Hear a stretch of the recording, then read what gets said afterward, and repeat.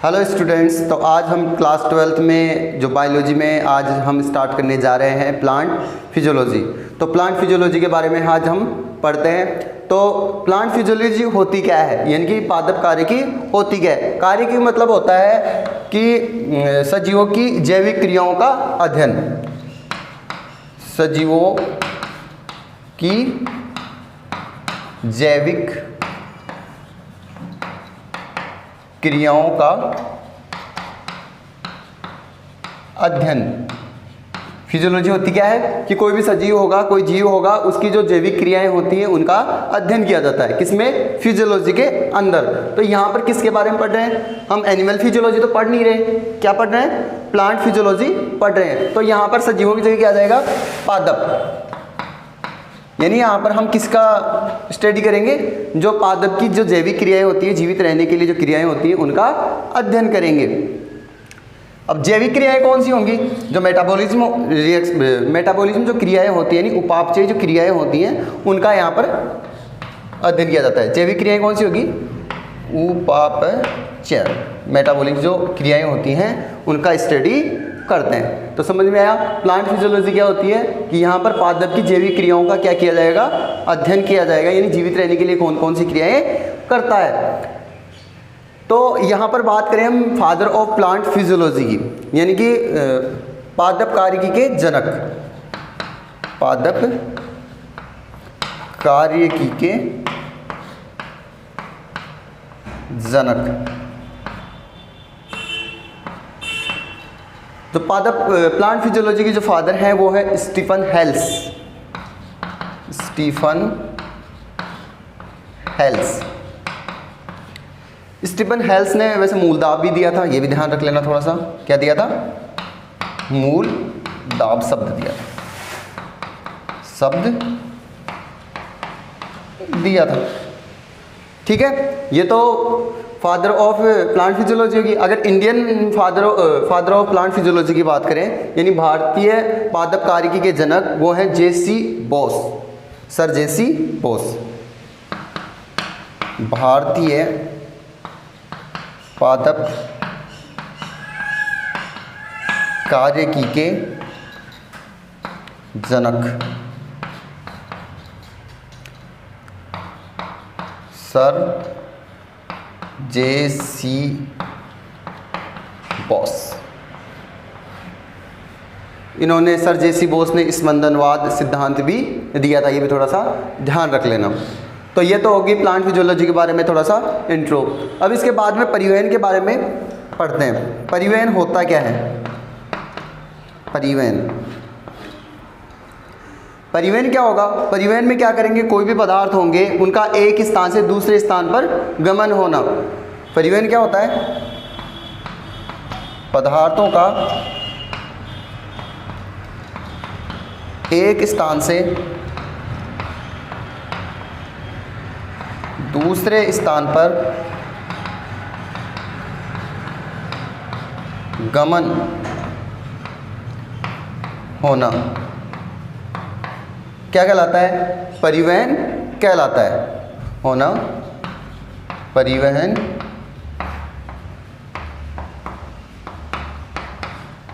कहलाता है। अब परिवहन भी होगा किनका? या तो जल का होगा, खनिज लवणों का होगा, या कार्बनिक जो पोषक होंगे उनका परिवहन होगा। किन किन का होगा परिवहन? परिवहन किसका होगा? जल का होगा, खनिज लवणों का होगा और कार्बनिक पोषकों का होगा, या भोज्य पदार्थ बोल सकते हैं इनको, भोज्य पदार्थ भी बोल सकते हो। यानी जो पादप होते हैं, पादपों में परिवहन क्या होगा? परिवहन किसे कहेंगे? यानी पदार्थों का एक स्थान से दूसरे स्थान पर गमन होना, पहुंचना क्या कहलाता है? परिवहन। तो प्लांट्स में किन किन का परिवहन होगा? जल का होता है, खनिज लवणों का होता है, कार्बनिक जो पोषक होते हैं यानी भोज्य पदार्थ होता है, इनका परिवहन होता है। तो नोट कर लिया उसको। इसके बाद में देखते हैं परिवहन कैसे हो रहा है।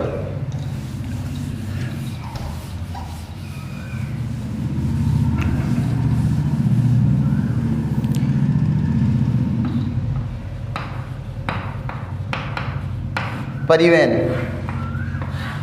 परिवहन मैंने बताया कि जल का परिवहन होता है और खनिजों का परिवहन होता है, क्योंकि जल के अंदर घुले हुए क्या होते हैं, खनिज घुले हुए होते हैं। और किसका परिवहन होता है, कार्बनिक पोषकों का, कार्बनिक पोषकों का। तो परिवहन, जो जल का परिवहन होता है वो कैसे होता है, वो देखो।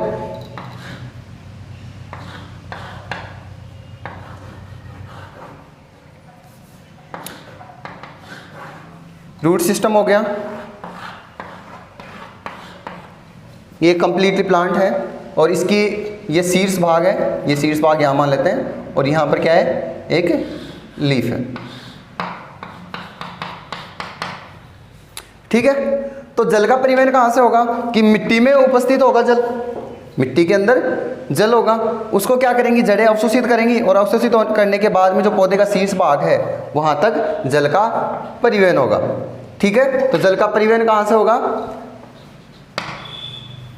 जड़ से यानी कि रूट से। जो प्लांट का शीर्ष भाग होता है, पौधे का शीर्ष भाग होता है, वहां तक परिवहन होता है, जड़ से प्लांट के शीर्ष भाग तक। और खनिज लवण भी क्या होते हैं, जल में घुले होते हैं, क्योंकि जल और खनिज लवण कहाँ होते हैं, मृदा में होते हैं। और मृदा में इनका क्या करते हैं, ये अवशोषण करते हैं और अवशोषण करने के बाद में ये कहाँ तक पहुँचाते हैं, जो प्लांट्स का जो शीर्ष भाग होता है वहाँ तक जल और खनिज लवणों को पहुँचाते हैं। अब कार्बनिक पोषक जो होंगे, कार्बनिक पोषक मतलब भोजन कहाँ बनता है, प्लांट्स में जो क्लोरोफिल वर्णक युक्त जो पौधे का भाग होता है वहाँ पर क्या बनते हैं, कार्बनिक भोज्य बनता है, यानी कि फोटोसिंथेसिस प्रक्रिया द्वारा क्या बनेगा, भोजन बनेगा। तो यहाँ पर कार्बनिक पोषक होते हैं वो कहाँ से, जो पौधे के शीर्ष भाग होंगे, संश्लेषित भाग होंगे,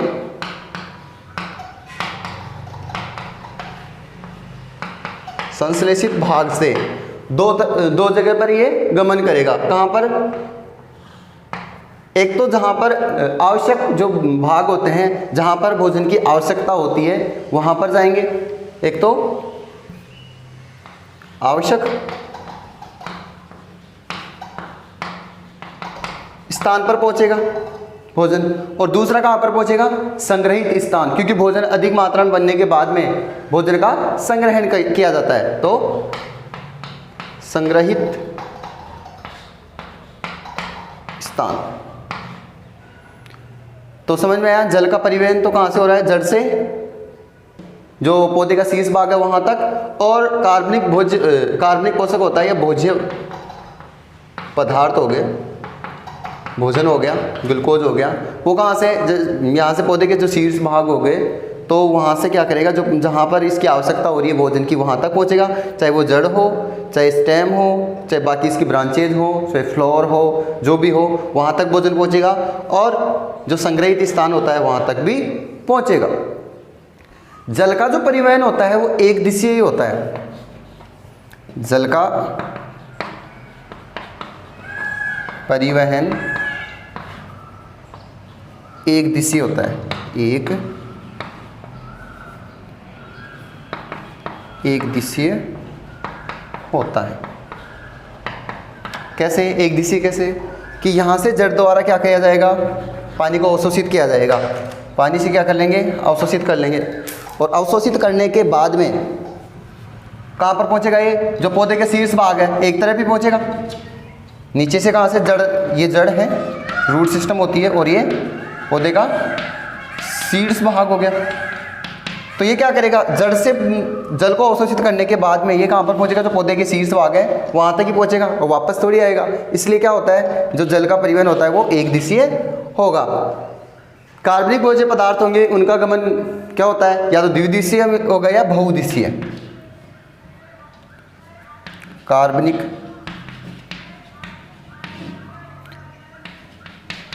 पोषक का परिवहन द्विदिशीय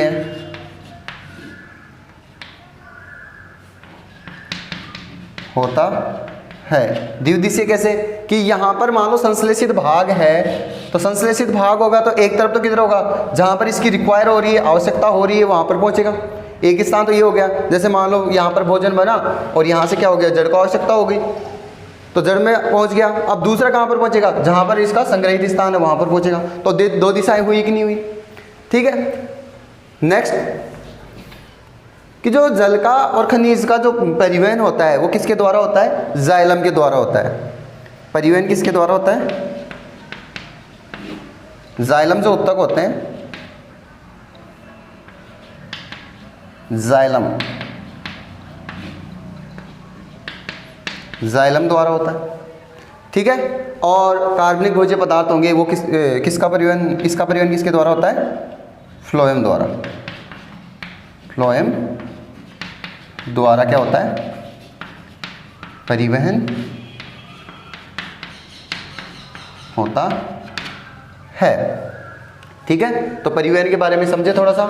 परिवहन में जल और खनिज लवणों का परिवहन भी हो रहा है और कार्बनिक भोज्य पदार्थ का परिवहन भी हो रहा है। जल का परिवहन किस तरफ हो रहा है, जड़ से जो प्लांट का जो शीर्ष भाग है वहाँ तक हो रहा है। ये प्लांट है, प्लांट के शीर्ष भाग की ओर होगा जल का। और जल का परिवहन एक दिशीय होता है, एक दिशा में ही जाता है। और किसके द्वारा होता है परिवहन, जाइलम जो उत्तक होते हैं उनके द्वारा होता है। कार्बनिक भोज्य पदार्थ होंगे जहाँ पर ये बनेगा संश्लेषित भाग, मतलब जहाँ पर इसका निर्माण होता है, वहाँ से एक तो आवश्यक स्थान पर पहुँचेगा और एक संग्रहित स्थान पर पहुँचेगा। और कार्बनिक भोज्य पदार्थ का परिवहन द्विदिशीय या बहुदिशीय होता है। और ये परिवहन किसके द्वारा होगा, फ्लोएम के द्वारा होता है। इसके बाद में भी थोड़ा ध्यान रखना कि जो परिवहन, जो प्लांट्स में क्या होता है, परिवहन तंत्र विकसित नहीं होता, कि एक विशिष्ट परिवहन तंत्र काम नहीं करता। जैसे हम अपने जो ह्यूमन में होता है, आदमी में होता है कि यहाँ पर जो हार्ट होता है, जो सर्कुलेटरी सिस्टम होता है, परिसंचरण तंत्र होता है, एक अलग ही उसका फंक्शन होता है। लेकिन यहाँ पर पादपों में एक विशिष्ट परिवहन तंत्र नहीं होने के बाद में भी एक सुव्यवस्थित क्या होता है, परिवहन होता है। ध्यान रखना ये चीज़ भी इम्पोर्टेंट है। प्लांट में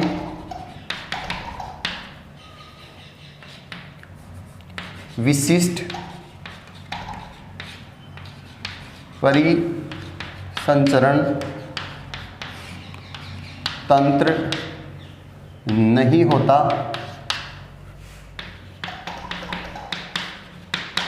फिर भी प्लांट में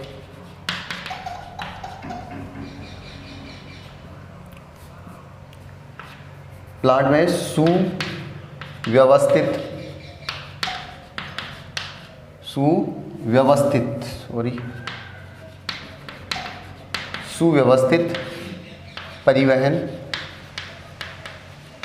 होता है, ठीक है। एक विशिष्ट परिसंचरण तंत्र नहीं होता है, फिर भी इसमें परिसंचरण तंत्र क्या होता है, सुव्यवस्थित तरीके से होता है। एक बात और ध्यान रखना कि जो प्लांट्स में क्या होता है कि एक समय में ही पदार्थों का आदान प्रदान हो सकता है, कि प्लांट में एक समय में पदार्थों का आदान प्रदान हो सकता है। कैसे कि जैसे जो लीफ होती है,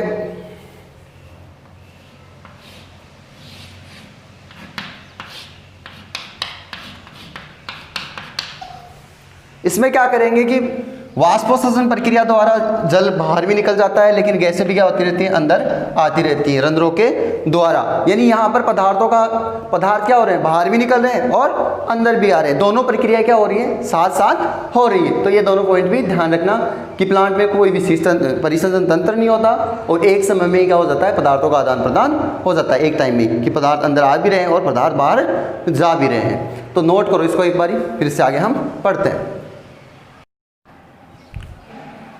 तो परिवहन के बाद में हम पढ़ते हैं पादप जल संबंध, जो अपना मेन टॉपिक है, क्योंकि ये सब तो हमने किस में पढ़ लिया, इंट्रोडक्शन में पढ़ लिया।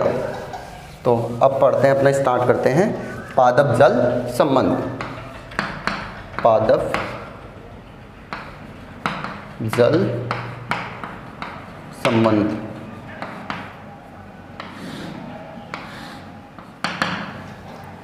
पादप जल संबंध क्या होगा कि पादप की कोशिकाएं क्या करेंगी, जो जल को अवशोषण करने के लिए जो कोशिकाएं भाग लेती हैं, जो क्रियाएं करती हैं, वो किसके अंतर्गत आती हैं, जल संबंध के अंतर्गत आती हैं। तो पादपों में देखो जल कहाँ से कि मृदा के अंदर उपस्थित जो जल है उसको क्या करेंगे, अवशोषित करेंगे, और जल के अंदर ही क्या घुले होते हैं, खनिज लवण घुले होते हैं।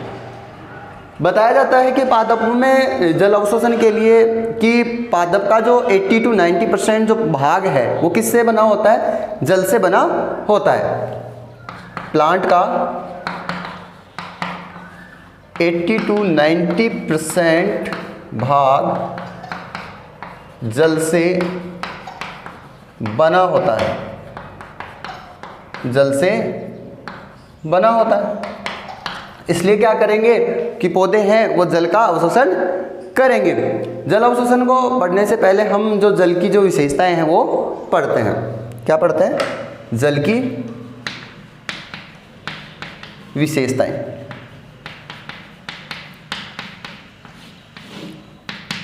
जल की विशेषताएं क्या क्या होंगी। जल की विशेषताओं में एक तो ये क्या होता है, ध्रुवीय प्रकृति का होता है, ध्रुवीय प्रकृति का होता है, सार्वत्रिक विलायक होता है,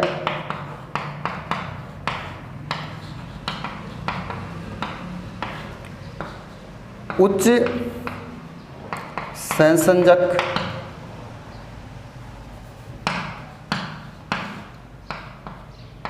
व आसंजक बल पाए जाते हैं,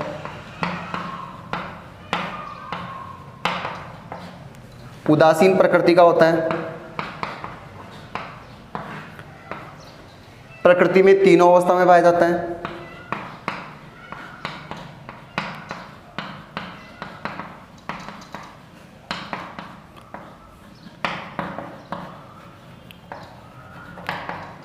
और इसका जो घनत्व होता है वो 4 डिग्री पर सबसे अधिक होता है। 4 डिग्री सेल्सियस पर उच्च घनत्व। ये क्या है, जल की कुछ विशेषताएं हैं। क्या होती है, एक तो ध्रुवीय प्रकृति का होता है, एक हाइड्रोजन बंध भी पाया जाता है इसमें, H,